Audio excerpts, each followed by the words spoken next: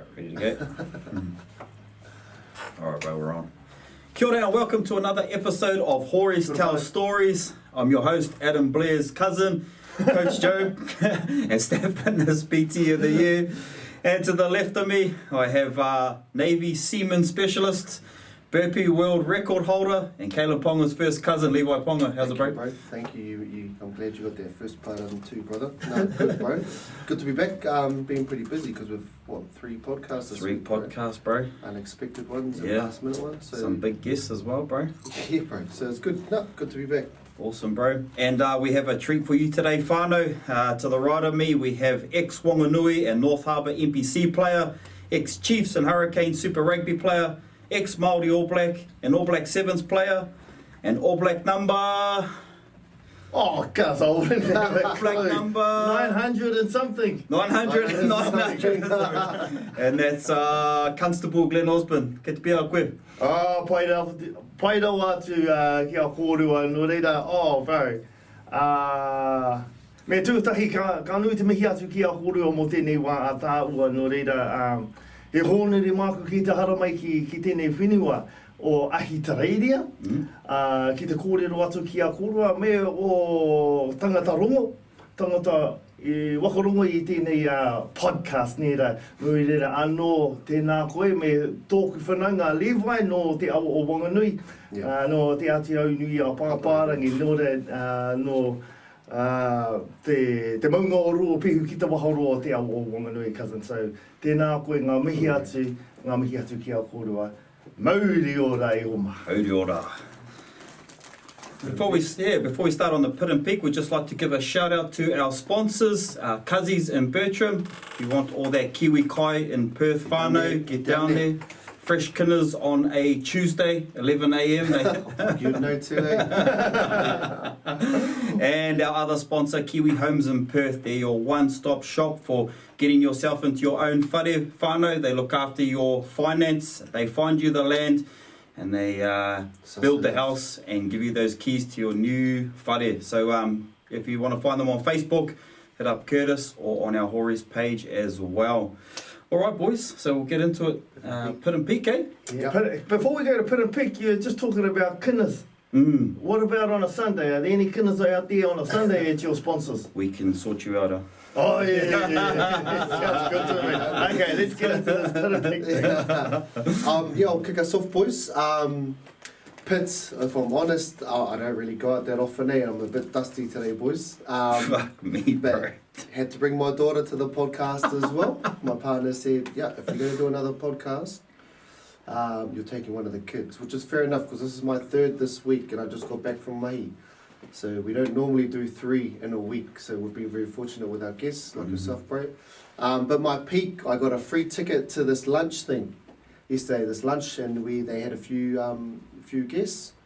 Danny Green, the bro over here, and Jeremy Paul, and they sort of done a bit of a korero and, free piss, free feeds. The feeds were on too. They were on. And so I thought, what have I got to lose? Went up to the bro and hit him up. Nice. And he goes, you're from Wongas, boy. I'm from Wongas. We'll make it happen. And I was like, mean. And then so I messaged the bro. So that's my peak. Just he rang me and he was on. He was wall stairs too, bro. I said, we're on tomorrow for a podcast. And then I just had a good night, had a good little night. I don't know. So struggling today, but no, it's good to be here. So yeah, that's my Pit and Peak. Nice, bro. Glenn? Well, I would say my peak is meeting Leroy yesterday, but no, that's definitely not my peak. But that would have been my peak, bro. It's not far off. I'll start off with my, I suppose the pit, is it? Hey, that's the one that's low point. Yeah.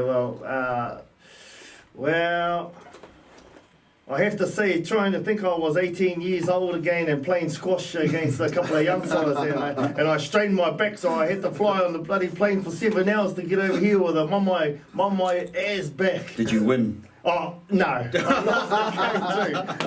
So wasn't worth it. Kei te pai tira, engari, my good thing about this week, and we can talk about stuff in my lifetime later on, but this week, bro, e aere au ki te Wakangau Poaka I tērā wiki. I went pig hunting last weekend, and it's the first time I had caught a fat pig in ages. Pounds? Oh, it was only about 80 pound. It was a sow, and I love fat sows. Yeah. You know Māori. It didn't matter where you go, Wanganui right up to Te Tai Tokiro, ki Te Tai Rāwhiti Hoki. Wherever you go, a wild poaka is a boil-up, eh? And if you get a fat one, it's like precious. And this poaka cousin was only 80 pound, the perfect size, and it was the fattest one I've caught in probably 2 years. Must have been just recently hapu, I reckon, eh? Those are Yeah, I thought so too. Is my, you're obviously a hunter, cause you know this thing. It probably hasn't had its piglets yet, and it didn't have none, eh? So it was a bonus, bro. It was fat ass. Choice. Man, for a pig hunter, that's the number one right there. Yeah. Chuck it all in the boil up, eh? All of it, cuz. Just cut it all up, straight into boil up straight away. You can't beat that. Even a bit of puha or sometimes a bit of watercress. Yeah. Didn't matter for me, whichever one. Boil up would go down a treat today. That's like a hangover cure, I think it was for me. A couple of fat dough boys. Talking about hangovers, did you go out last night? Leave your wife at home with the kids? Yes, so I went to this luncheon. I heard all about it this morning.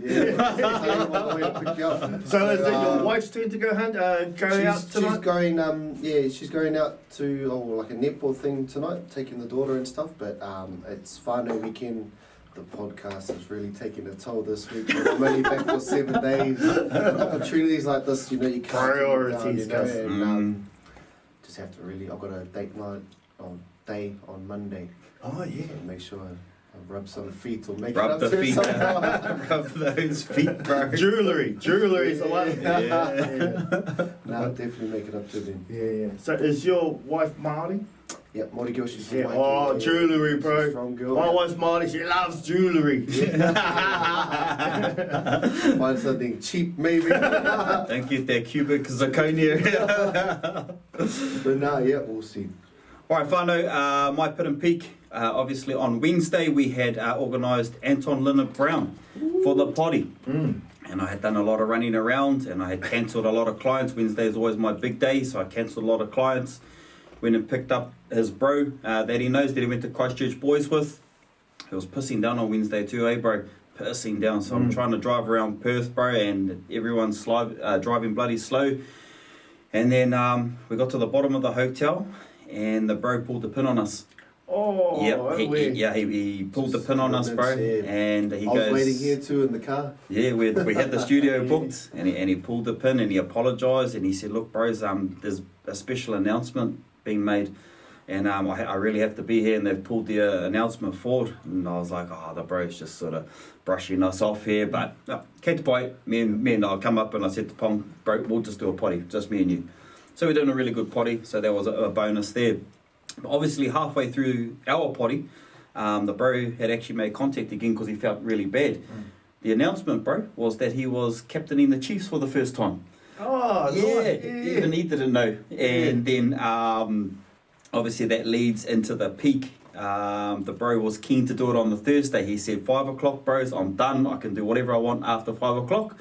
So we booked again for last night, for Thursday night, and then we were able to do the potty with old Anton, Leonard, Brown, bro. He's the man, eh? He's the man, bro. He's the man, very humble. Very humble, yeah. Tētahi tangata pai tau re whara, without a doubt. Yeah. All right, bro. So we'll get into the potty. What was your upbringing like to become the talented and hard case Glen Osborne that the whole of New Zealand knows today, bro? Well, let me tell you the story, okay, bro. So at the age of 5, like I was telling them last night, yesterday afternoon at the speech, at the age of 5, I played my first ever game of rugby, and I remember it clearly because we actually drove. I brought up over, obviously, in the back blocks of the Waitotara Valley, and I remember going to the game, and I had my brother with me as well, my brother Spocky, but a proper name Charles, but everyone calls him Spock because he had ears like Dr. Spock, on Star Trek. And so I remember catching the ball, and I remember sprinting around in circles and sprinting, and then I saw the line, so I sprinted toward the line, and I dived, and I remember scoring this try, and as a young fella, we always used to practice against our brothers and sisters, playing rugby and stuff. And I always used to score a try and then throw the ball up in the air. And I remember running up to Dad and And I remember my father, well, I remember giving me a bit of a clip around the ears, you know, back in those days, it was just a good old clip around the ears, you bloody idiot, you know, sort of thing. And I remember him saying to me, "You bloody dummy, you ran the wrong way and scored a try for the other team on the 25. And ever since then, I wished, oh, Jesus, I can't do any bloody worse than that, you know. So that's the sort of thing that happened to me when I was 5 and playing the game of rugby. But I was brought up, like I said, in the back blocks of Wanganui, a place called Ngāmatapōuri. Ngāmatapōuri is a little country rural area right in the back blocks of Waitota, the South Taranaki. But it also, if you ride your horse, once you get up the top there, you can ride your horse like a day and you'll come out at the top of Pipariki. Yeah, so I was brought up pig hunting, I was brought up eeling, shearing, mustering, scrub cutting, fencing, the whole lot, you know. So I had a really good foundation in terms of understanding what life was all about, and especially being able to look after yourself as a young fella. And my mum used to, played a big part, mum and dad, in my lifetime in terms of them teaching me values, eh? You've got to have those good values, good ethics, you've got to have some money, you know, and the biggest thing, without a doubt, in my upbringing was understanding what hard work was all about. Hard work. And you don't go nowhere in life if you don't work hard. There's no doubt about it. And it's just those little things that your parents teach you that are so valuable and so important to you in terms of going forward in life. And even when I made the All Blacks and stuff later on in life, and I became, I suppose, successful a little bit in different things, those values in which I learned as a kid from my parents played a massive part in my life where I am today. Your foundation. Yeah, my foundation. And I love my mum and dad, bro. But bro, whawhai all the time. They're always fighting and arguing. But that's what my parents were all about. But within 2 minutes after the argument, they love each other again. You know, back on the farm, doing that sort of stuff. But I had a good. I'm blessed. Yep. I had a good upbringing. Brought up a very Māori environment. So I was blessed. So cool. Yep. Predominantly te reo in the household? Pākehā and te reo, but mainly Pākehā back in the day, but e nai nei I haere au ki te wānanga o Aotearoa me tōku wahine a Kaili, and it's I love it because I heard it when I was a young fella, but now I study the reo with my wife, and she's pretty brainy anyway, bro, so to be fair, I'm not the brightest. I never have been.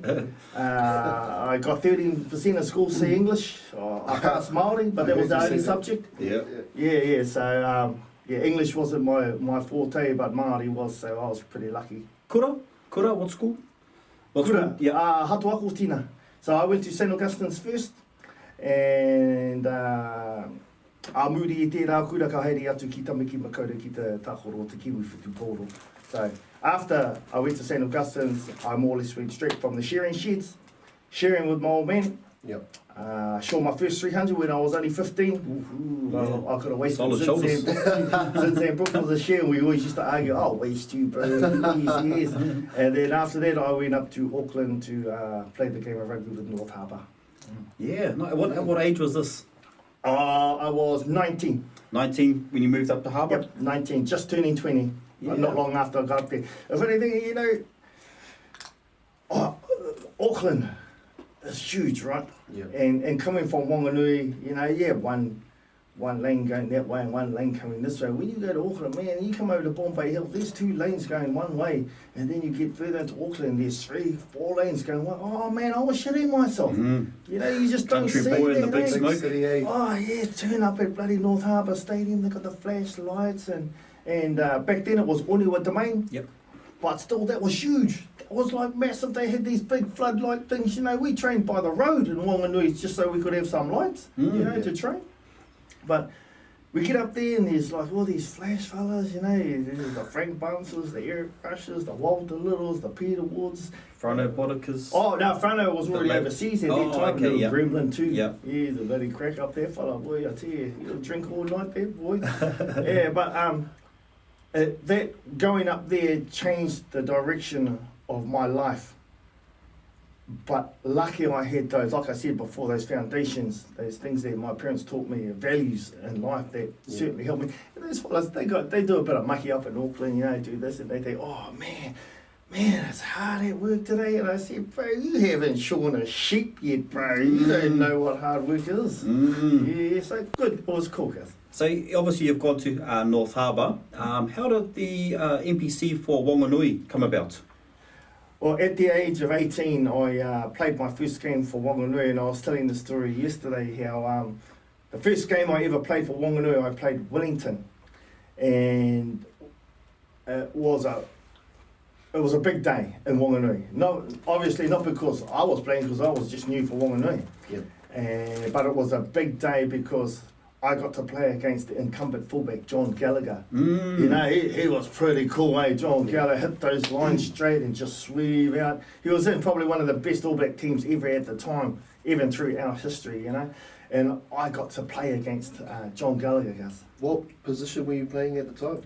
I was playing first five. Yep. No, that time I moved to fullback, and I was playing fullback that day. Yep. And John Gallagher was playing fullback for, obviously, Wellington. And, man, we were lining up against the Wellington guys, and they were massive.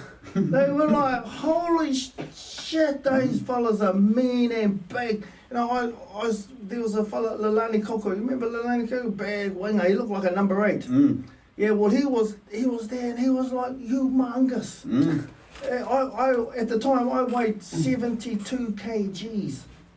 Dripping wet of lean, mean muscle. Lean, mean muscle. I looked at him, he weighed 120 kgs of lean, mean muscle. It was like, fuck, how can I tackle that fella? A lot of Pacifica boys in the Wellington side. There were, and we just don't see that in Wanganui, eh? I think in a lot of smaller communities you don't, Māori communities you don't see a lot of we had Pacifica.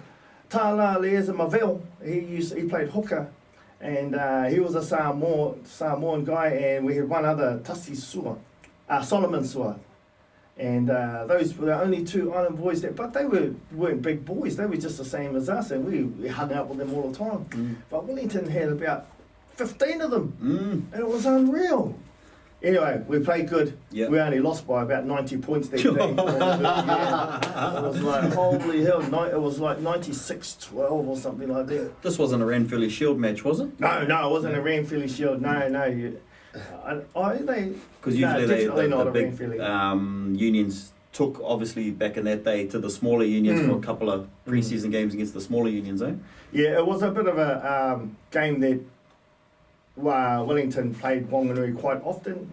You know, every year it was like an annual little thing, but we certainly we couldn't match any of their strength, their power, their size, their dominance. It was just boys. Yeah, then I realised, you know, what's the difference between third division and first division or second division? You know, we were only third division at the time. Yep. So after that, I remember thinking to myself after that season, man, I want to make something of myself, you know. I want to do something. And I was lucky enough to play in one of the last Prince of Wales Māori North against South. Yep. And I just sort of went from there and then decided, that's my time. Let's go to Auckland. Let's try and have a go.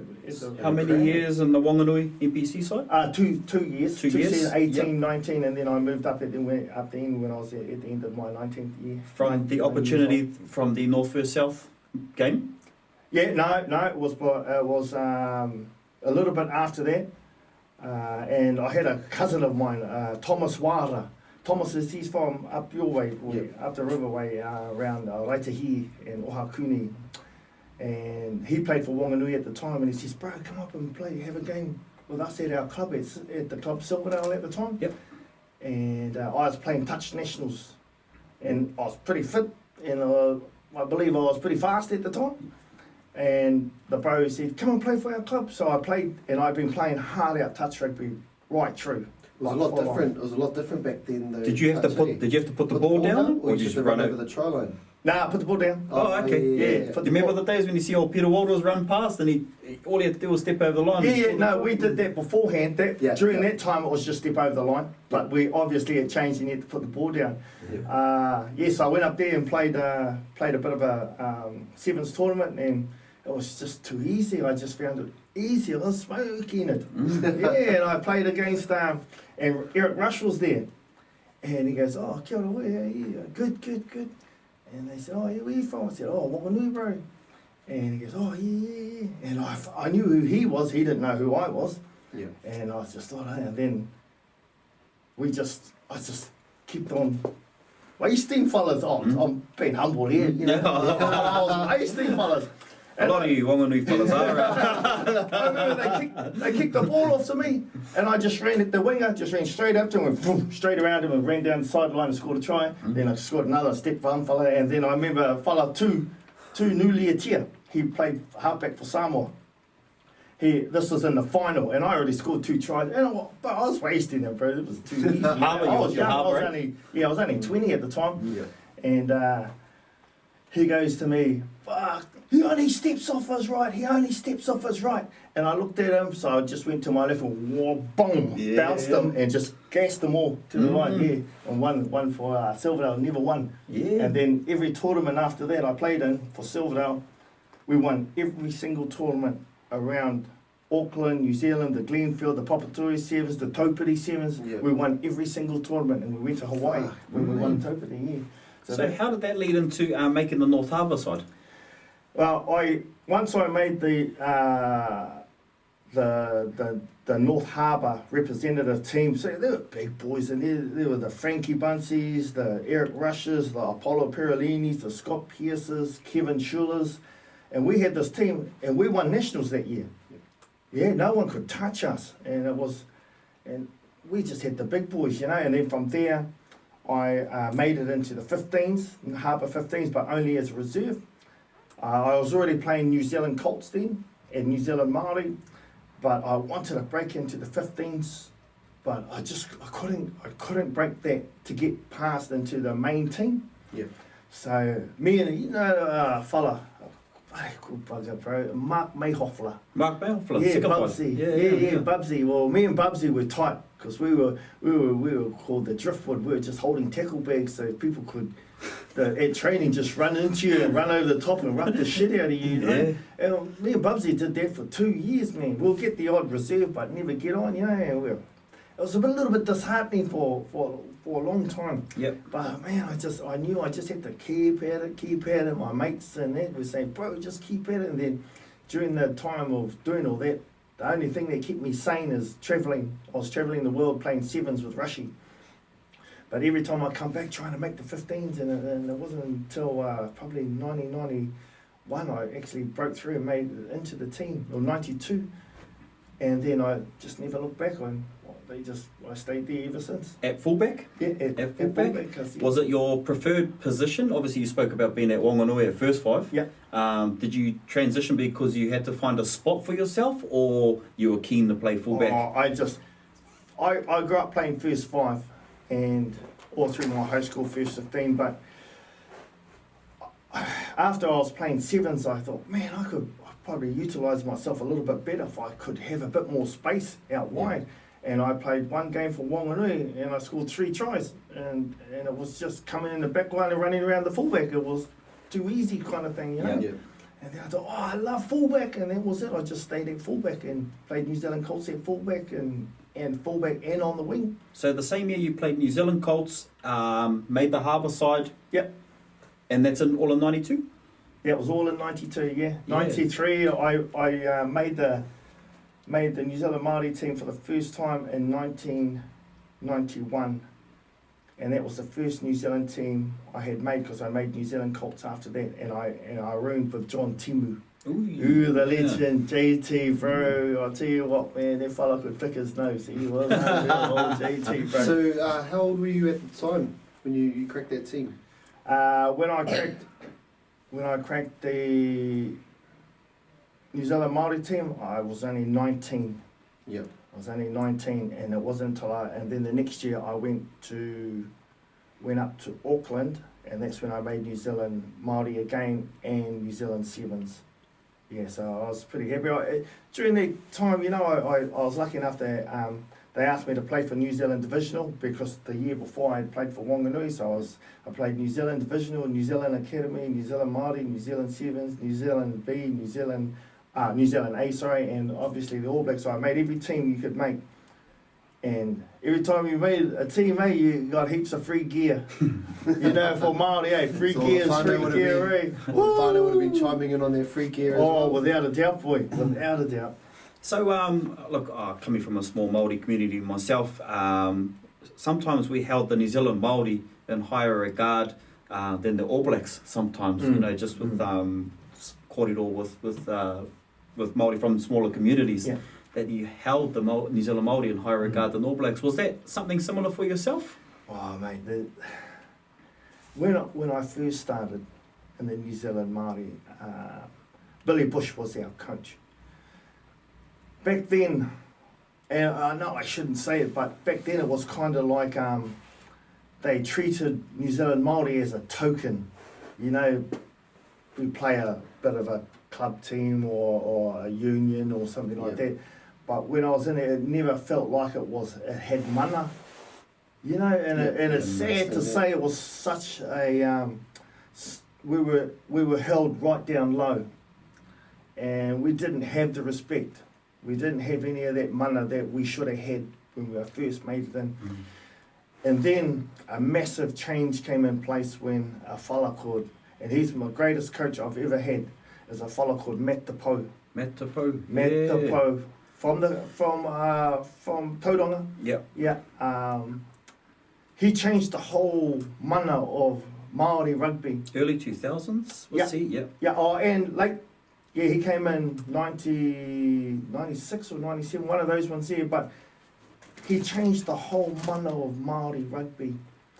And that, it's hard to explain. I remember being coached by a certain coach, I'm not going to mention his name, but Matt Taupau was the assistant coach. And the main coach, he was taking orders from the All Black coaches. Yeah. This is what I want, this is what I want. I want him to play here and him to play. And Māori rugby the mana wasn't there, you know. We were just puppets for them. Yeah. And I remember playing in a north and south game for the New Zealand Māori. North Island versus South Island, right? And we smashed the South Island. And they had Jamie, Joseph and Aaron, good bros of ours, you know, but we wasted them. The North beat the South when the South had all the big stars. But out of the whole North team, only myself and Eric Rush made that New Zealand Māori team. Even though it was an actual trial to play a trial for selection. But all the big boys upstairs said, oh no, this is who we're going to have in the team. We're going to have such and such, such and such, such and such. And nearly probably 13 to 14 South Island players made it through. And only 2 of us from Northland made the actual starting team. And Matt Taupau, he goes, oh no, we've got to have some money here, we're fighting, bro, because he was our coach for the Northland, and he just went in there and he fought for those fellas, and he made them change that selection team to based on the trial itself, not based on past, based on that trial. What you've done in the and he fought for us, bro, and that's why. From assistant coach too? From an assistant coach, he said, fuck, that's not good enough, mate. We're Tūturu Māori, these boys played better. They wasted that Southland team, and this is a trial. It's not just a bullshit match where you can just do whatever you want. And he argued with them upstairs, and he got another 8 of us in that team. Yeah, and ever since then, New Zealand Māori just changed, bro. That's it was cool to mana, hear. it was, he treated, when we went to trainings, you know, we had it wasn't like you do when you make the All Blacks or something where you all sit around and, you know, like, he had all mattresses in our team room where we cruise around and we just real Māori rugby, you know. And you saw back in the early 2000s and late 90s where Matt Tapu was the I was coach. just going to bring that up. Like you've just talked about his Ooh. trailblaze. Now I can see where that shift in the New Zealand Māori come from. Yeah, it brought mana into the team. And, you know, how many coaches have you ever seen being carried off on his last game of being a coach for the team? 100%. Yeah, they beat the Lions, eh? Yep. And not even bloody John Hart or any other coach has been carried off by a rugby team like that. Matt Tapu, mate, he's the number one, and he changed the whole thing about Māori rugby. And for me, the greatest coach I've ever had, and I've had plenty of good coaches, obviously top New Zealand coaches, top world coaches, but no one even comes close to Matt Tapu. That sort of explains, you know, the early 2000s, how he was able to get players like Carlos Spencer and those big names to come back and play for the Māori against Australia, the Lions and stuff like that as well. And I think that sort of echoed to us up in Northland because his assistant coach was Donnie Stevenson at the time. And that's, I don't know, it just echoed. So awesome that we can hear that story from you. Yeah, bro. Yeah. I'll tell you, one beautiful story is we toured Scotland, and a few of the boys went out and had a few beers. They had a few too many beers, and they got as you go when you just get into a town, you know, and the boys got into a bit of trouble, and Matt called us all in for the meeting before we left, and he goes, "Right, you bloody whores. Hey, you fellas want to get out on a bus and play? I don't care whether you get on a bus and have a few beer, but if you play up, boy, I'll tell you what, you'll come over." And he hammered us, And he hammered us. He goes, "Right, you wait till after training, boys, and we'll see who's going to be sweating. You'll be doing this and that." And he was angry, And then at training, man, we're all, you know, I was probably part of that and had a few beers, you know, so I was hungover and the whole team were hungover, and our training was pretty average, you know, and Norm Berryman was with us, he's a Hart case, so Norm up there, Norm. And he's buried here in Perth, bro. Oh, is he? He's buried here in Perth, bro. Just up the road here. Yeah. Oh, what a beautiful way to have that boy had, eh? Yes, bro. And I remember after training, everyone was sad because we knew we were going to get hammered with Henny Moores and down and ass and everything like that. And we all just sort of walked over really slowly to the line. He goes, "Right, everyone, get on that bloody line." And we thought, oh, no, man, we were all heads down. There was nobody talking. Everyone was sad. And we were just all standing there waiting for him to say, "Go, do this, do that." And he walks up, he looks along the line, and everybody along the line, and everyone was hungover, you know. And he looks at us, and he stands there for about nearly a minute looking at us. And he looks at us, "Oh, you fellas make me hoha, get on the bloody bus." And we all looked at each other, we started all crying, "Oh, bro, we love you, uncle." And I remember Norm Berryman running up to Matt Tapu and giving him a big hug. "I love you, uncle, fuck, I love you, bro." And we all jumped on the bus, and then the next day we were all, training hard. Then we beat Scotland, we beat this team, we beat that team. Only because of him, bro, because of the respect we have for that fella is unlimited, bro. Unlimited. Awesome, bro. So obviously you had a little bit of success over those years in the early 90s, which sort of leads me to your first All Black cap, bro. Walk us through that one. Well, I was lucky enough to have a pretty good season for North Harbour, which put me in 94? 95? 94. 94? 94, which put me in good stead for the trials and making it into the All Black team. And you know, my first game of rugby, we played Canada, and I was lucky enough to play with a good mate of mine, Josh Cronfield. Josh, I grew up with Josh playing rugby in different teams, and he was the man. Another trailblazer. Oh, he was the man, Joshy. And I also played my first test with Andrew Merton. Now, he's a classic hard case, bloody Whākio boy from down Christchurch. What a good fella he is, mate. So the three of us were playing our first test matches. Now, the mana of playing my first test match, well, it's a beautiful feeling, no doubt. But what I'm going to tell you probably holds more mana than anything, even wearing that jersey that day. So my grandfather and my dad and my older brother, Spot, I told them to come up and watch this game, my first ever test match. And my koro and my dad were sitting there with all the other families and All Blacks and stuff like that. But the coaches, no, it was Kibble Tremaine, Pine Tree Meads, and I can't remember who the other one was, but they were sitting directly behind Dad and my koro. And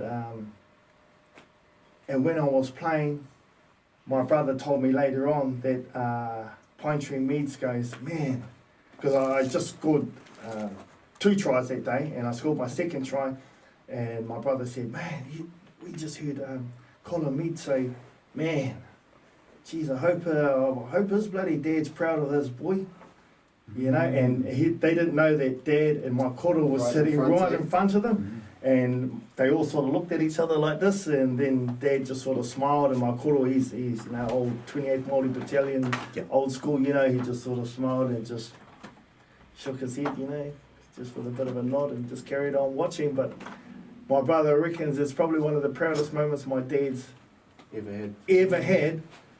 But for me, that was way more prouder than me actually wearing that jersey, is knowing all those years of taking me to rugby and trying to tell me how to play and all that. It paid off, bro. So my biggest moment on that day is not wearing that jersey, but hearing what those fellas said about me and my dad being right in front of 2 legend All Blacks, old fellas, you know. So it was a big moment. So Canada, right?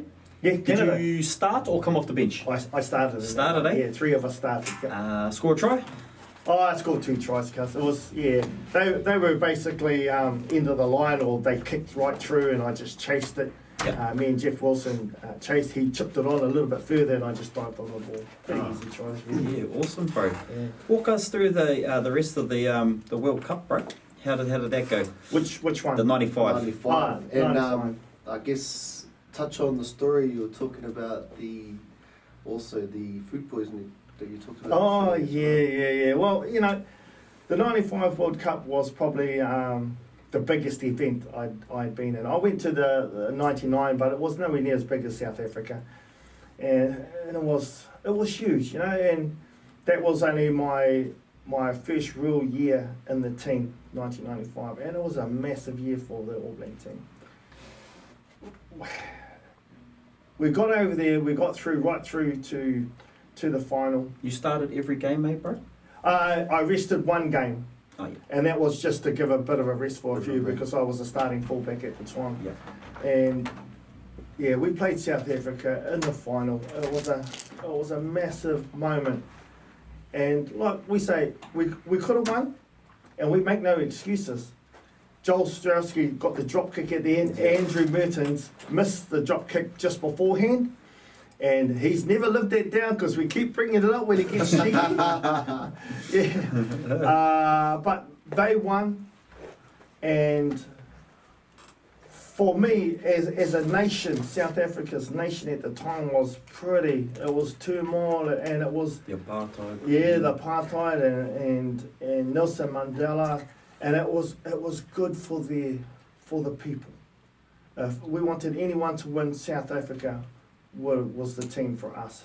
Only because, you know, they needed that unity. They needed that togetherness to say, hey, we are one nation. Yeah. You know, it was it'll always be a racism that we saw over there. It was just we just can't estimate what it was like over there for people that had never been there, you know. And what about from a Māori perspective, bro? How did that affect you, seeing people, Indigenous people, their humanity being lessened, you know? Well, yeah, lessened is a very nice word for it, to be honest, cuz we were crossing the street one time, and we had Afrikaans, black Afrikaans, because they have coloured, sorry. They have Afrikaans, and they have the coloured, and then they have the blacks. And the difference between the colours and the blacks is that they're kind of, the blacks are real old South African tuturu, from the land and all that sort of stuff, and they are a little bit darker, and the colours are kind of in between the white and the blacks over there. And the blacks don't like the colours don't like the blacks, and the colours don't like the whites, and it's quite intense over there. And so we were walking across the street, and one of our guards was black. And please excuse that expression, that's what they call them. They say that they are black, coloured and white. And so, and when we were going across the road, the security guard, who was a security guard police, this big, tall South African Pākehā fella, big fella, he beat the horn to tell this fella to get off the road, and the black person, our guard, lovely fella, and the Māoris and those fellas got on really well, especially in the All Black team. And he sort of waved his hand and this fella jumps out of his car, starts going off at this black person, yelling at him, saying, "Hey, you, I don't even want to say the words, you effing this, and just abusing the crap out of him." And I remember thinking, holy hell, he's even in the police and he's getting yelled at. And I remember Zinni going up to him and says, in a very nice way, "Go away before you get knocked out." And we couldn't believe it. And that's when I saw the hate. And our poor police guard, he wouldn't say a thing. And I just thought, man, for many, many years I've been belittled so much that he just put his head down and took it. Yeah, but no, all the Māori boys, they didn't take none of that shit, and all the other All Black boys, even the Pākehā ones, go, "Get the fuck," screaming at us, like, "Get out before I knock your head off," It was unreal. What was it like meeting Nelson Mandela? Oh, mate, one of the most... how often can you meet someone as great as important as Nelson Mandela? And I always wanted to meet Nelson Mandela. And obviously, we got to meet Nelson Mandela at the palace. And 28 years in prison for something he believed in and something that was right. Not just what he believed in, but something that was right. And we got to meet Nelson Mandela. Oh my God, I tell this story and I just love it, And I remember in the palace, and there was Eric Rush on my right, and I had Zinzan Brook on my left. And I said to the boys, bro, I just want to say something so proud to make Nelson Mandela proud, because we all knew who Nelson Mandela was. He come from Soweto, lived in an old mud hut all his life, and become the most famous fella in the world, and the most important figure for people all around the world. And I got to, and he was coming down the line, and I remember Zinni and I remember Rushy, and I said, bro, I want to say something so massive to him, bro. I just don't know what to say. And obviously they didn't have much confidence in me, the boys, they knew that I wasn't the brightest at school and stuff like that. And I remember when he came down, he shook Zinni's hand, and then he came up to me, and I looked at him, and nothing came to my head, and then all of a sudden out of my mouth come, do you still have your mud hut? and out of the blue, and then I froze, and I remember freezing there, sitting there, and so did Nelson Mandela. He just stopped and looked at me, and I was serious, and he knew that I was serious, and he goes, oh, yes, Mr. Osborne, because never forget where you come from. And when he said that, bro, that mana of... I said the right question. and because he's so humble and so beautiful, never forget where you come from. And I could understand where he had come from. Oh man, I just felt like $1 million, and the boys on the side of me were, they were kicking my leg, "You idiot." And then Eric Rush pipes up beside me and he says, oh, Mr. Mandela, I was going to ask the same question. Those Northlanders, I'll tell you what, but yeah, I got to meet a lot of beautiful people. The Queen, I mean, the Queen's, she's lovely. She's old and she's lovely. You know, Princess Diana would have been nice to meet though, but she wasn't there that day. But yeah, been to the palace and all that sort of stuff. What would have been your question to her, bro? Well, the same as Jeremy Paul's, I heard. Yeah. And Mark Allister asked her out on a date too. Well, to be fair, she was pretty good looking. And yeah, she was probably single at the time too. Single. I guess, who was a player that you just thought, I guess, was amazing, like a player you played with that you thought was just really talented? Did you, anyone that comes to mind, other than yourself? Yeah. Bro, when I was growing up as a young fella, my big brother, and my big brother Charles, Spock as we call him, he was always my mentor. He was always the bomb, because he was the big brother. I idolised him, and I still idolise him. He's just a mahi man, and he's just the man I respect, you know, in our family by far. So growing up, I always had him. But when I got to, you know, my 18, 19, 20, played New Zealand Colts and all that sort of stuff, I had two people that I saw talent in that I had not seen ever before at that stage. Never. One was my cousin. His name was Jerome Nahuna. Johnny, he's from up the river coast, Jerusalem, right through from Parakino, Pungaruhu, up to Jerusalem. And he played for Wanganui, he played New Zealand Colts. He was the only one out of that whole back line. Now, that back line was Jerome Nahuna, it was Walter Little, it was Craig Innes, there was Jason Goldsmith, there was Richie, and there was, I think it was Inga. Now, that whole back line made the New Zealand All Black team, except for my cousin, because he just stayed back in Wanganui, had a few beers, and then he was so naturally talented, it was ridiculous. And when you see a person like that, and I idolised my cousin Johnny, he played first five for Wanganui before me. He was the main first five, hence the reason I shifted to fullback to have a go, because my cousin was just incredible. He was sensational. So my cousin Johnny at that time, and the other person was a fellow I met in the New Zealand Colts team, and his name was Damon Cowie. He was from the Bay. Oh my God, that fellow had talent. Position? He played winger. He played winger for the Bay of Plenty while he was still at school, and he played the New Zealand Colts, and he was in another level to everybody else. He was just fast, he was natural, he was skillful. Damon Cowie, bro, he was just unbelievable. And then after that, when I got up a little bit further, I saw talent everywhere. I saw unique talent, but those two boys were definitely above everybody else during that era and that age. And then the person, I suppose, who I admired probably the most in all my rugby career will have to be Christian Cullen. Right. Oh my God, cuz he was so good.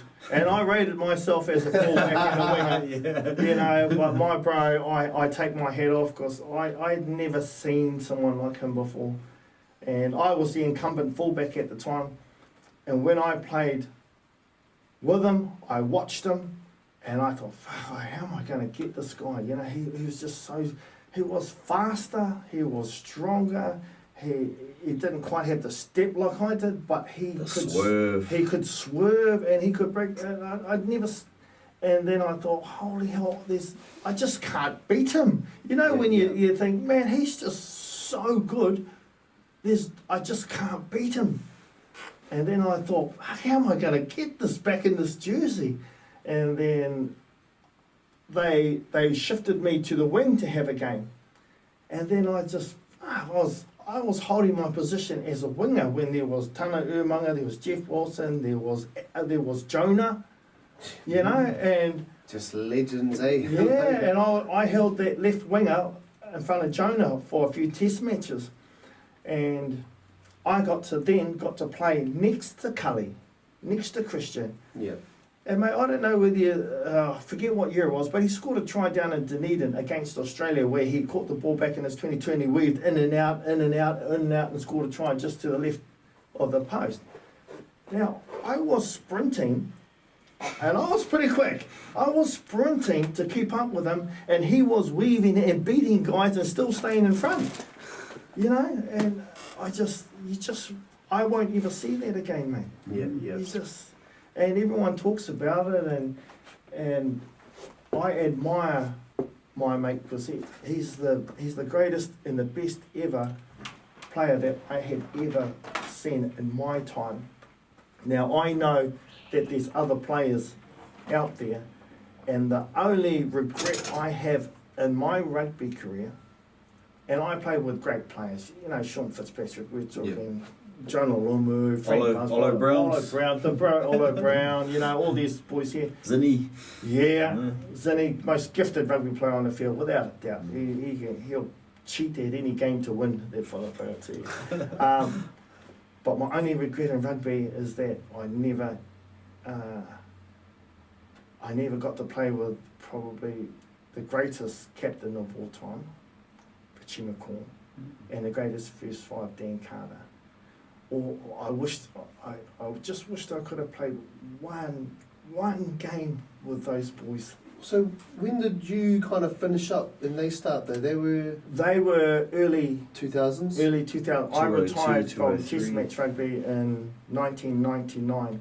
Oh, so Was that at the World Cup, bro? After the World Cup, I Yep. finished and I went to France for a year, me and Frano Bodica. Yep. And then after that I went to Japan for 4 years. So I had enough of the real big, you know, I made the squad in 94 and played 95, 96 right through.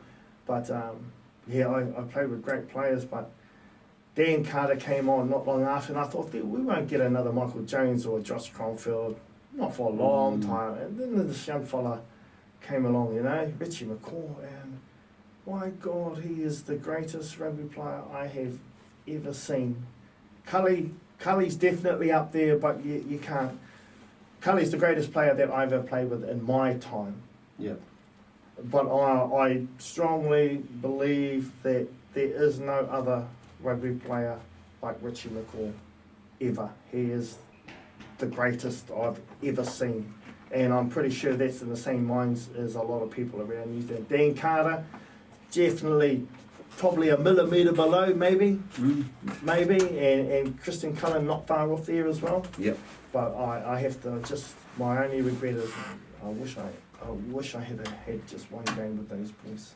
Yeah. Just backtracking, bro. So I guess the World Cup, you talked yesterday about 95. 95. You talked about the food poisoning and the team. Like how bad was it? Yeah, well, people don't understand because they don't really know the backstory. So when we were there, we got told we have to eat in our team room because there was too much risk. Yeah. People said that something will happen if, you know, and sure enough it did. We had at least nearly probably 12, 13 out of our test team that got sick that morning. Food poisoning. It's unreal because we had people knocking on the door. I got woken up at about 4 o'clock in the morning. Jeff Wilson spewing everywhere. All the other boys are sick, and my room got woken up and go, what the hell's going on? Everyone got called in early in the morning. Everyone's sick, so they're taking tablets, trying to hydrate and all that sort of stuff. And it was only a couple of us that went, and it's only because we snuck across the road, mate, and we had fish and chips. and that was me and Rashi, eh? And I didn't want to go, but he led me astray. He led me astray across there, eh? And I thought, man, fuck, lucky we went across there and had fish and chips, cuz. And that's a true story, you know, and I remember the meeting. And who the hell's not sick? And because I wasn't sick, I was having a great sleep, you know. And then I didn't put my hand up, and I just thought, I'll just go with the flow here because I was only young, you know, first proper year in the team. And Rashi put his hand up and he goes, oh, I'm not sick. He goes, well, what did you eat last night? Oh, me and Oz had fish and chips. He brought me into it. And I looked at him, oh man. You know, he goes, what the effing hell were you two doing across there having goddamn fish and chips? And he just went off yelling and stuff like that. And just see. But we weren't sick. Yep. And I thought, man, he should have been happy that we went across there, had some fish and chips and didn't eat the food in the hotel, you know. Pressure, must have been pressure. But I remember on that game, I remember Goldie spewing up on the sideline. He was just throwing up on the sideline all the time. And I remember Frank running over to him, you're effing hard enough, Goldie, you just get back up. And you know, we don't make excuses. And we lost that day. I would have loved to have seen how we were if we were all good, but All Blacks, we don't make excuses. We lost and we lost. That's it. There is no, oh yeah, we were food poisoning and stuff like that. Yeah, a lot of us got sick, but we don't know why we got sick, you know, but I know Leroy was really upset about it and he had investigators in and had the big kind of FBI sort of bloody thing going on and stuff like that. But yeah. What was the maid's name? Susie. Susie. Yeah, Susie. Yeah, so it's a time that I remember immensely, but it's a time that I want to forget. Yeah. You know, because the memory was the memory of that was it hurt. There's no doubt about it, and it still hurts to this day. Yeah. I remember when they made that movie and they asked us all to go along to the premiere. Matt Damon. Yeah. I said, I was going to say, man, that fella doesn't even look like me. He should have had like Tom Cruise or something. Looking fella. But Tom Cruise with a towel call. Yeah. Well, I didn't want to. For me, it brought too many bad memories for me. So I wouldn't go to the premiere? Yeah, I don't like going to functions like that anyway, full stop, man. Yeah, it's just not me. Yeah. Much rather stay at home and just kick back. Pig hunt. Pig hunt. Get on your horse or your bike and go hunting for a day. Yeah. So after the 95 World Cup, bro, 1996 was a big year for rugby. It was the first year that it went professional, or full professional, bro. And obviously you got a contract with the Chiefs. Hurricanes? Yeah, no, we got contracts through the All Blacks first. Oh, in 95 or 96? In 96. Okay. So the first time rugby in New Zealand went professional, because there was this other competition they wanted to run that wasn't supported by the New Zealand Rugby Union. It was a big sort of one behind the scenes, and they were going to pay the boys big money. And then the whole thing, there was a big fight between this rogue competition and the New Zealand Rugby Union and stuff, so the New Zealand Rugby had to really come on board and turn professional. And so it was funny, mate, because it was a big moment in rugby history. And I was one of the first 15 rugby players in New Zealand to sign professional rugby in the history. And bro, I played the game because I loved the game. Yeah. There was no money, there was no nothing, but I played because I wanted to be in that All Black team, and it didn't matter. And that year, I got offered a contract after the World Cup. I got offered a contract to play for the Bulldogs. Now that contract, I don't mind saying it now because it's old. That contract was a $500,000 sign-on fee. Fuck. It was $500,000 to play that year, and for the next 2 years, another $500,000 every year for 3 years. Fuck. That is a lot of money for a person who has no money. I had no money. I just played the game and I loved it, you know, and I scraped through, but I still played. Yep. You know, we got given gifts and bits and pieces like that, but it was not professional. Yep. And so I had a contract that was worth $2 million with $500 signing on fee in front of me. And I had that plus the rogue competition that they were doing. And they had the New Zealand Rugby trying to get you to stay to play rugby. Yeah. That's when the New Zealand Rugby Union knew that they had to do something about it. And that's when rugby turned professional. I had a big choice to make, but for all my life, I was never rich. We never had much money as kids or parents and stuff, but that didn't matter to us. We were never hungry. We always had heaps of kai around us, you know, and we knew we could live off whatever we wanted. We didn't need money and stuff like that. And so, all my life I wanted to be an All Black, and my uncle Bill Osborne was an All Black, and we just idolised my uncle for all those years of growing up. Yeah. Compared to money, I had a massive decision to make, and I chose the jersey. I chose The black jersey. the yeah. black jersey. And at that time, I didn't know how much money we were going to get on those contracts. But I chose because I just wanted to be an All Black. I didn't want to be a rugby league player or I mean, I love the Kiwis, don't get me wrong, you know, but I just had no desire to do that. And turning down $2 million when you've had about $2 in your bank was a hard thing to do. But for me, it wasn't about the money. I never had money, so it didn't worry me, Yeah. you know. And then, and then I got offered a contract, and our sign-on fee was about $100,000 to play for the All Blacks when I went professional. Yeah. So I had like $100 in my bank. I just met my, I had a fiance, and not long after that, obviously hapu, you know, because I'm a bit of a machine. You know? The bottle of Wanganui. Yeah, and then so I went from having $100 to $100,000 in my bank, and I thought I was a rich as, you know. Yeah. And I remember going to the bank 2 months earlier and trying to buy me a car, because I borrowed my mum's car to go back up to Auckland because I didn't have a car. I was poor hard as, you know.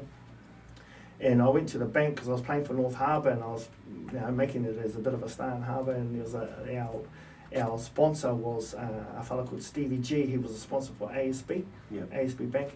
And I said to him one night, because I told Frank, oh, bro, I need a car because I've got no way to get to training. He goes, oh, bro, just hit up Stevie G for a loan, bro. He's the ASB fella. And so we got him on the beers and heaps, and he was drunk as, and Frank goes, hey, Stevie G, can you give us a loan to buy him a car, bro? And Stevie G drunk, yeah, come and see me tomorrow, bro. We'll be right, yeah, come and see me tomorrow. So I went over to see him at lunchtime, and he sort of, oh, yeah, that's right, I remember.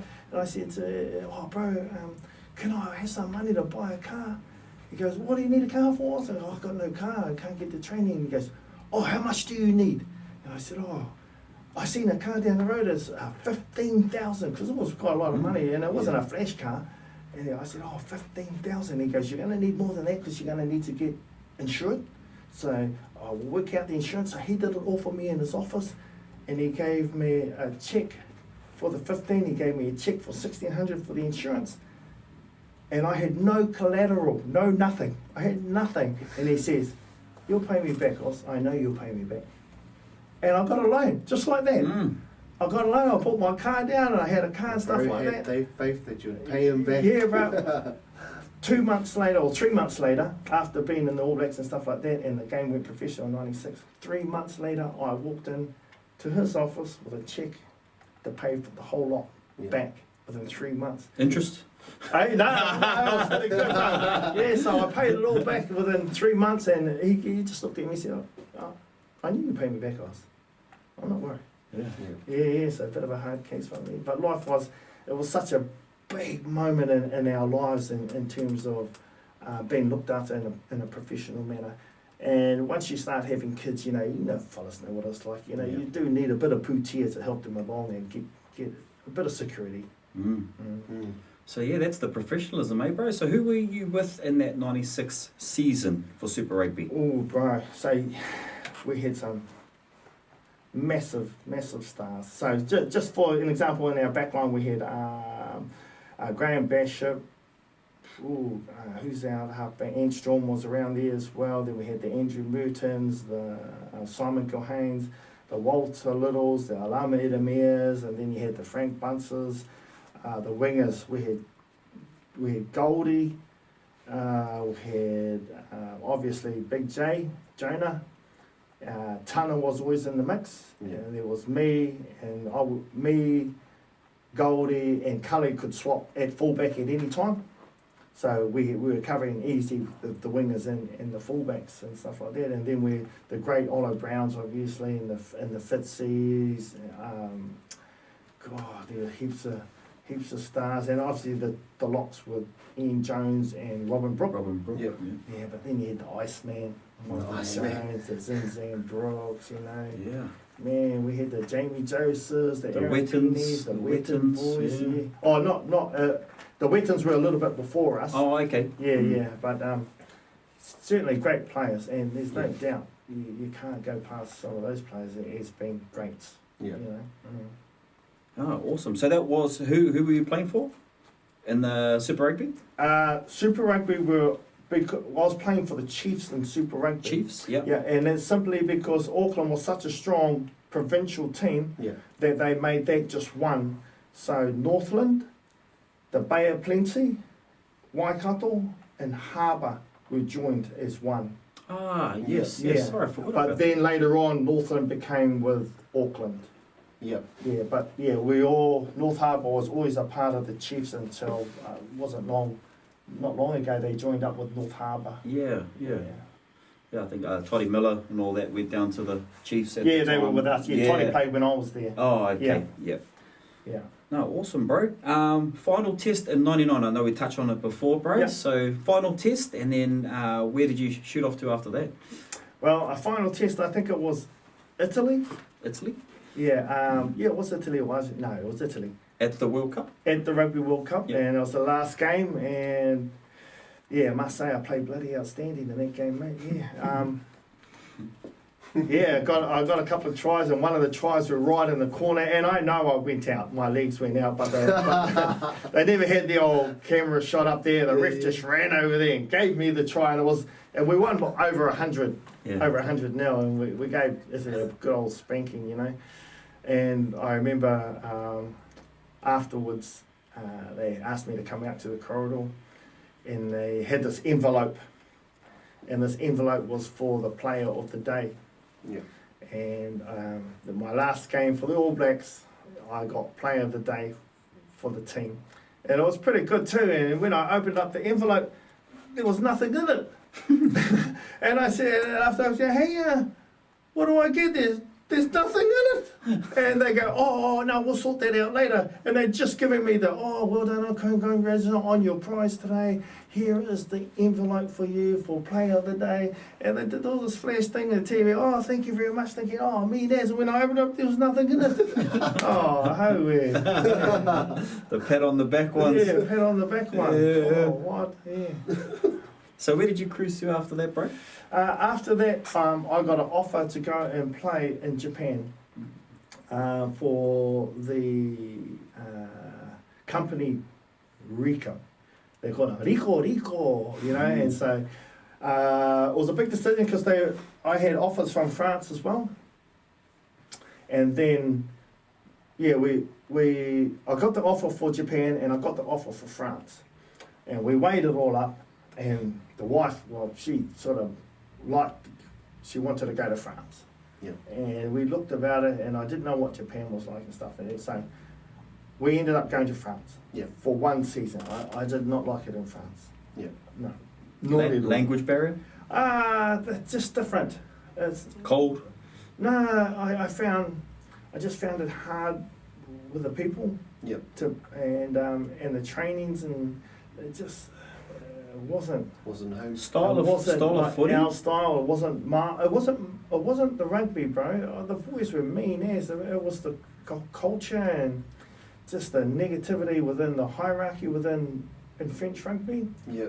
You know, I just found it really difficult, and they were not welcoming or anything in the hierarchy. The boys were awesome.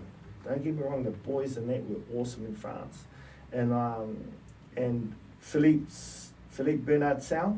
He was one of the French international. He played on the wing. He's a sensational player. But I only stayed there for a year. We won the French Cup, which was massive. Yeah. Me and Frano, but Frano, man, he more or less won it himself. He just kicked all the goals, got kicks, and won the game. And we were French champions the year we were there. And then after that, I came back home and played for Harbour, but I already had the offer on the table to play in Japan. And Japan, I wish I had gone there earlier. I love Japan, bro. The people are real humble.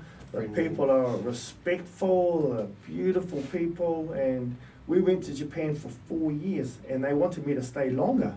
But I said to them, mate, my body's just sworn. I just can't go on anymore. You So know? how old were you when you went to Japan?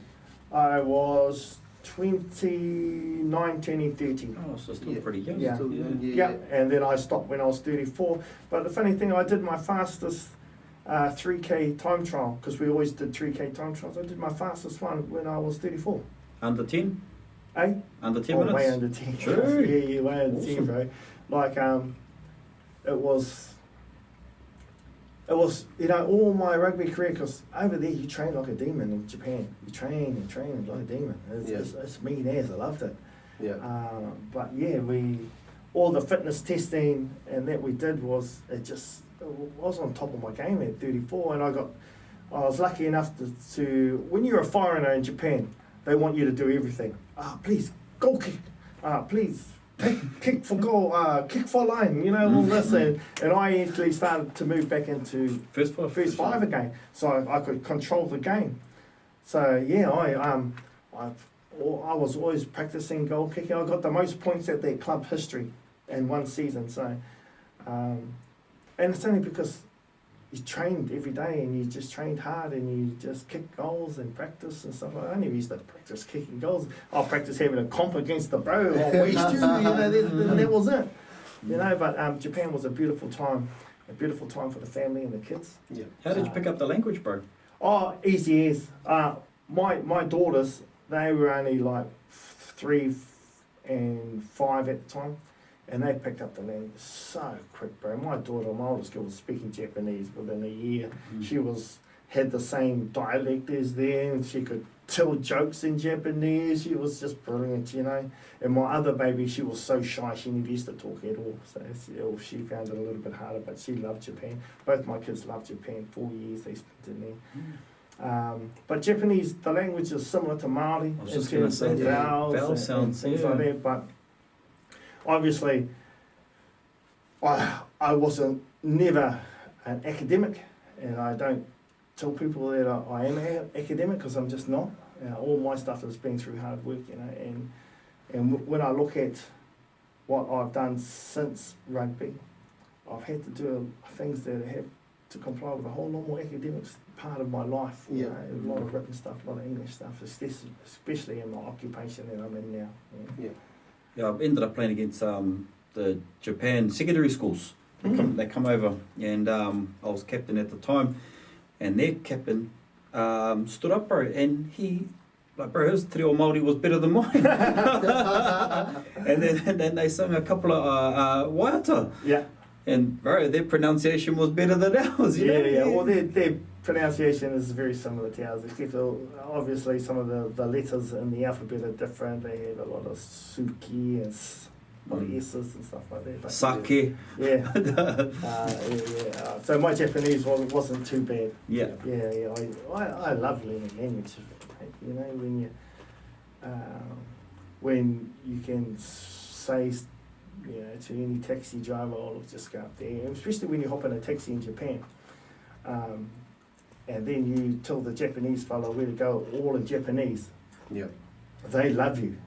They think you are wonderful for learning their language, And so I'll be at the airport, because we stayed there for 4 years, we become Japanese nationalists sort of thing. Yep. So when we go to the airport, we line up foreigners, and then you line up national all the Japanese people. So we always lined up in the Japanese because we were there for so long.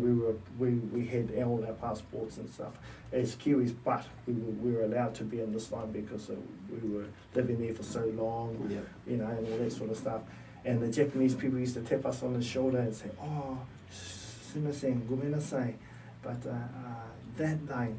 And we go, oh, and then we speak obviously back Japanese, oh, daijoubu desu ne, daijoubu desu. And they just freak, and then we show them our Japanese addresses and stuff like that. And they go, oh, gomenasai, you know, they're all apologetic and stuff like that. But a beautiful time. Yeah. And there's no doubt there's experiences as definitely well. great memories from Japan. Yeah. Awesome, bro. Life after footy, what did that look like? Well, when I came back from Japan the next day, I got invited on to a show that had been running for a year, and that show was called Hyundai Code. At the time, it was just Code. And Jenny May, Nepola? Yeah, Jenny May was running it with Tawara Nico. Yeah. And on there were roaming reporters. It was Slade McFarlane and Matua Parkinson. And they invited me on the show and kind of hit it off pretty good because I can bullshit pretty much off the cuff pretty quickly, you know. So I found myself in a role there. Yep. And then I stayed there for 11 years and ended up being a main presenter with Jenny May Coffin, which was massive. So I spent 11 years at Māori TV as a presenter. Yeah. And I loved it there, there's no doubt. And I became the sporting anchor, I suppose, one of the sporting anchors at Māori TV. But it was when I reflect back on it, it's a beautiful time, but it wasn't where I wanted to be. And I knew that I wanted to go home. Home was calling me.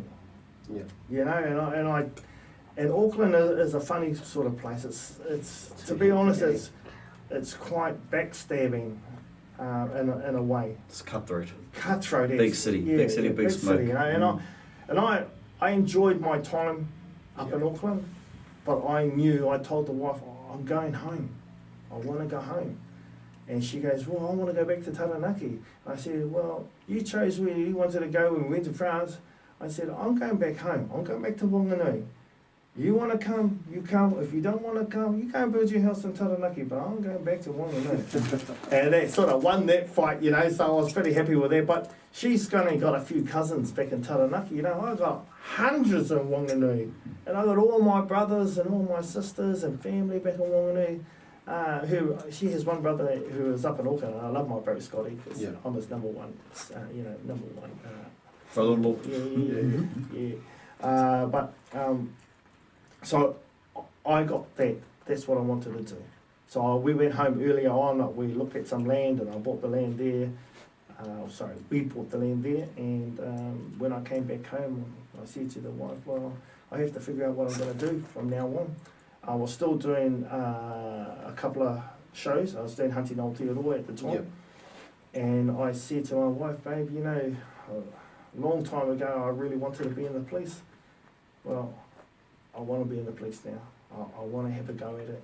Because I was 44 when I was telling her this, 45. And she goes, you're too old. I said, babe, well, I may be old, but a lot of police have gone in at my age now. And they do pretty good because they're older, they're wiser, they understand people, they understand families, broken homes, all that sort of stuff, because we've seen it all before. Māori. Yeah, we've seen it all before, you know, and plus, I suppose with my status at that time, it would probably help. Yeah. You know, and people would say, nah, it's going to make a hindrance on you, bro. And I said, well, we'll see what happens. So I went to a fitness testing. And there was probably this is in Auckland, when we were still living in Auckland at the time, and there was 60 fellas, 60 of them at this fitness testing. So we had to run 2.4K, we had to do 32 press-ups, and we had to jump and touch this thing at the top. So the fitness testing was the main one, the running one. So they had this 2.4 kilometre race that we had to do, and it broke it up because there was too many. So there was this other fella, the other group was the first group. They ran first, and then it was my group. I had 30-something, and these big, strong, young boys, you know. And so I sort of went up the front a little bit, and one of the boys, some of them knew me, because, obviously, all saw that. They said, "Oh, you're right, you're up there, Uncle, you want to come back over here with us where you might get in the way?" And they were all just giggling. I said, "Oh, okay, I'll just come back a little bit," and had a laugh with them. So I started at the back. They all took off. So probably by the first kilometre, I sort of running next to them, and then I thought, fuck, these fellas aren't running that quick, but they're big, strong young fellas. And so I was pretty good when it came to long distance running or, middle distance running, because I've been naturally fit when I was a kid. I used to do cross country, all those sort of things, So after the first kilometre, I sort of looked at them and they were like struggling as, and there's a little rise. And this was out Carrington. And so I thought, oh man. So I just started, okay, I just looked at them and said, "Oh, I'm going to probably head off, boys." And they looked at me like this, and then I just left, and within 500 metres, I would have been 60 metres in front of them all. And I just sort of carried on and run the last kilometre at 0.4, and just left them all behind. And when I got to the other end, I just sort of, what was it? It was just a nice morning's trouble sort of thing, Yeah. So I finished it up, and they were all still coming in, and the police fitness trainer looked at me and just laughed, because he was an older fellow like me, just giggling. Hey, these young fellas coming up, boss? Oh yeah, no, too far behind. And so I just started walking back, because I thought that's what you had to do. And they all were passing me when I was walking back. They were all running. You could see them tired ass, and it was a bit of a crack up, leading all those fellas. Young bucks, eh? Yeah. And so after that, the boys just came back. "Wow, bro, Uncle, you're still fit as." I said, "Oh, bro, that's what I do, bro. I run." Yeah, and it was a bit of a crack up. So I passed it, kicked ass in all the testing. So for me, it was about showing them and showing the police that I'm still there physically. Yep. Even for my age. It was the academic part that I thought, man, I just got to... And I studied for 6 months, because I never passed school C. I got Māori, but that was the only subject.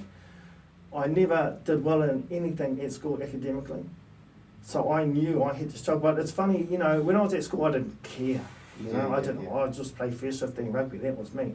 But when you actually get into something that you actually care about and you want, that desire that you want something, that makes a massive change in the way you see life and you actually study. So I studied my ass off fractions, ratios, divisions, subtractions, all of it, And when I sat those exams, I thought it was a 50-50, I was thinking, oh man, I was pretty... I was pretty down for quite a while, because I think, oh man, did I pass? Did I not pass? I've never passed any bloody exam in my life, And then they rang me when I was travelling to catch up with some fellas in Rotorua. And they rang me as I was just coming down that big hill coming into Rotorua. And the lady on the phone goes, "Oh, hello Glenn, this is such and such from the New Zealand Police. I just want to tell you that," and I was thinking, oh, here we go. Another one. I've heard this one before. I just wanted to say, congratulations, you passed the exams. And I slammed on the brakes, pulled over to the side of the road, and I just started yelling. And how you're so excited because you have that desire to pass an exam or pass something that means so much to you, and I was so happy. I was screaming on the phone, and the lady was going, "Oh, you okay, Glenn?" I said, "Mate, I've never passed anything in my life. You don't know how happy I am. I was so proud to be, and all this." And that was it was a special moment, bro. And then, so I got down to police college, and man, bro, the first exam we did, he just said after 2 weeks, "Oh, we're just going to have a mock exam, just to see how you fellas go like that." Bro, I got 32% in my first exam, and you had to get over 70, bro. And I was so disheartened, I was thinking, honestly, bro, I was so disheartened, and I just thought, oh man, I'm dumb. I'm just dumb, I can't do this. And they said that 1 or 2 drop out in every week. Yep. And I thought, man, this is because everybody knew they wanted to do 60 minutes on me while I was down there. Māori TV wanted to do a whole thing while I was down there. And I just had that pressure. And when you get 32% in your first exam, it was just, there's no way. I just thought, man, this is it. This is buggered. So I went in, I got called into the inspector's office. And the inspector says to me, hey, Glenn, we've got Māori TV that want to do a whole thing with you. We've got 60 Minutes that want to follow you right through. We've got, what's the other one? There's another one that, anyway, that want to follow you right through. And I said, sir, I already have enough pressure on me, sir. Everybody knows in television that I'm in the police, and I just don't want that pressure on me at all or anything. I just got 32 in my first exam, sir. He goes, oh, don't worry, you'll be right. And he goes, right, we'll stop all media then. No media is allowed to touch you while you're here. So they stopped everyone coming to the station, which was such a blessing. And then I went and had a one-on-one with my sergeant about the exam. And he pulled me in, and I was saying, see, far out, Sergeant, I don't know. I'm a bit disheartened at the moment about what my position is and why I'm here and stuff like that. I really want to be in the police, but 32% just ain't good enough. And I tried my hardest. He goes, no, don't worry about that, Oz. You were in the top 50. Oh. Yeah, so all the rest of them got, 50% of them got way lower than me. And that was because he just wanted to see where we are and what we could do academically. Yep. And then... just make it hard as. Yeah, just make it hard as. And then I thought, top 50. Oh, man. And then from there I just grew, and then I just studied hard, and I was going to bed about 1 o'clock, and then I ended up studying with 3 other boys, the brainy boys of our team, of our section. And they said, nah, bro, come with us. And so they loved it when I talked to them, went with them, and so I studied with them, and they just taught me how to study and what to study. And there are different techniques, and different understanding how to do techniques with the multiple choice questions. And then I started getting up. Oh, geez, I got a 70. And I never got a 50 at high school, 50%. Yeah. And then I got an 80% in an exam that was a pre-exam. And then at one point we did another one where I got 96%, bro. And I just thought, wow, this is amazing when you study, how proud I am because I'm actually passing an exam. And then in the last exams, we had a couple of mates that we were staying in our dorm. They were laughing at us. Me and my good mate called Stacey Lamb. He was 2 years older than me. And we were always the lowest right in the start of the exams out of our little section. And then we started getting up closer to them. And then the final exams, we beat all those boys. Me and my mate Stacey. So I got 85 and Stacey got 83% in our final exam. And they got in their 70s. So they just passed.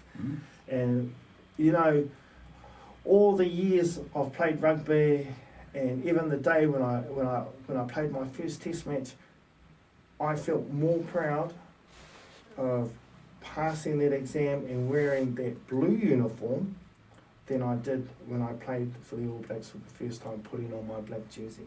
Because I knew that the black jersey, it took me a long time to get me there, but I knew I had a gift in rugby. I knew I had a gift in sport, so it was an easier journey for me, I felt, to get to the All Blacks. Even though I had to work hard at it, but I felt it was a natural progression for me where I was going from one team to the next. I thought, I've got a good chance of making that, and I had that desire. But I knew academically I wasn't good, and I knew that. So I had to work hard to get to that position. And when I passed those exams and I was doing my march out and my parents were up watching, man, I felt, I would definitely say that was probably more a prouder moment for me than it was putting on that black jersey. That's wicked. Yeah. And I remember it, mate, I was so proud, bro. And everybody in our wing passed. Yep. Everyone got over 70% in the last 2 exams. And it was like... no one had done that in a section in about 13, 14 years. And we were all just jumping when everybody got past, man. And then we all did our march out together. And I came back to Wanganui because I always wanted to.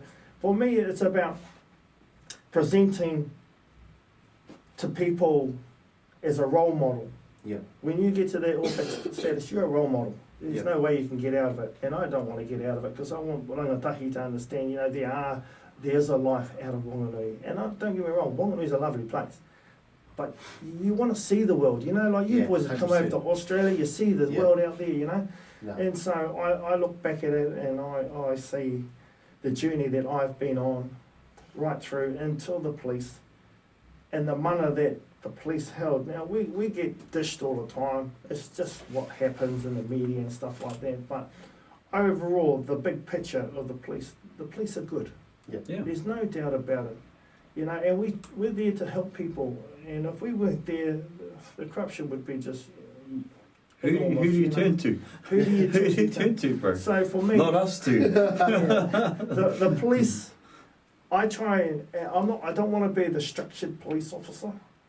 You know, I will go to events, and I find being Māori, especially in my own town, I can approach Māori way better than I can do my Pākehā mates. You know, they can better function. They'll get yelled at, told to F off and everything else. And I'll walk in there and I say, oh, cousin, haramai menoho, you know? And they'll just come straight over, oh, cousin, you know. You can relate to that, eh? And we just talk, because police is not about telling people what to do. The first thing about policing is listening to what they want, listening to their problem, because they always have something that they want to share. It's just getting them to voice that to you in a manner where they feel comfortable. That's the main thing. And a lot of young cops don't know that because they haven't lived the life. They're early 20s, you know, they hardly look after themselves, let alone trying to tell other people how to run their lives. Scared too. Yeah. So you've got to understand people more than that. And part of that, for my progression in the police, I was lucky enough to be sort of approached I studied and I also completed the national, the National Police Negotiations Team. So I went back down to college, did some more study, and I became a police negotiator. So that's my favourite part of policing, being a part of that team. It's a special team, and it's a team where anything really big happens, we have the armed defenders, we have STG if we need the boys like that, but we are always part of that, and we are the fellows who make the first contact in terms of trying to get them to communicate with us. So we can change their mindset without them knowing to assist them and us at the same time. So we can find a solution for an outcome. Understanding the problem. And changing it so they come out, you know, to live another day. To help them to sort these lives and stuff out. And just ultimately defuse the situation. It is, and it's through not communication. Hard. It's not a hard thing to do. It's just having the words and the structures and the techniques to diffuse that. And I thought I was a good talker before, you know. I thought I had to actually complete those sort of things like that. But when you actually study it and you do the exams. And you really drill down on those techniques with practice and obviously lots of scenarios and stuff like that. You get pretty good at it. I do that. I go home and try it on my wife. They're clued up, bro. Oh, she slapped me straight away. Nice, Cassie. Oh, well, that's an awesome story, Glenn, and we're really fortunate to have you on the potty, bro. I just want to do some quick fire questions, bro. No problem. All right, bro. Kina or Pawa? Oh, kina, by far. Favourite Māori All Black of all time? Favourite Māori All Black? Oh, man. Who would it be? Zini. Zini. Kapu o Pango or Kamate? Kamate. Māku. Yeah. Chiefs or Hurricanes? Oh, Chiefs, brother. Chiefs, brother. Ooh, and the last one, bro. Laurie Mains or John Hart? I have to say Laurie Mains. Bro. Laurie Mains, bro. Hardy, I'd still get on pretty good with Hardy, but I'll have to say Laurie, brother. Awesome, bro. Look, Glenn, on behalf of the Horis, bro, we just want to thank you for your time and sharing your story with everyone as well. The whānau really love to hear these sort of stories as well, bro, especially being Māori as well, bro. So, we really appreciate you coming on today, bro. My in-laws can't believe I actually got you on. I told them, I was like, I'm going to hit the bro up when I was going to that function. Bro. So just from me, bro, thank you for having a yarn. And I wasn't sure if you were going to, come on board, but I'm stoked to have you here, especially being from the river as well. Bro. Well, wicked. you know, not often we get to meet cousins from overseas, especially Whanonga, close Whanonga, as me and you, bro. Yep. So when you say you're from the awa, we do what we need to do. Yep. So any time for you too. Ngā mihi ki a whōru, I'm from the awa, bro. Let's make it happen. I was like, me. So yeah, appreciate you, bro. Don't ever ring me at 10 o'clock ever again. Organise a party, bro. Sorry, guys. Love your mahi. Love your mahi, boys. Thank you. Thank you. All right, whānau, Pong's going to leave us with a bit of a waiata. We are whānau. All right. Stories. Thank you. Ka kite whānau. Woo! Oh, mean, bro. Go, quick, eh? Yeah. Shocking. Mean, Mean, bro. We get some photos too, bro. Yep.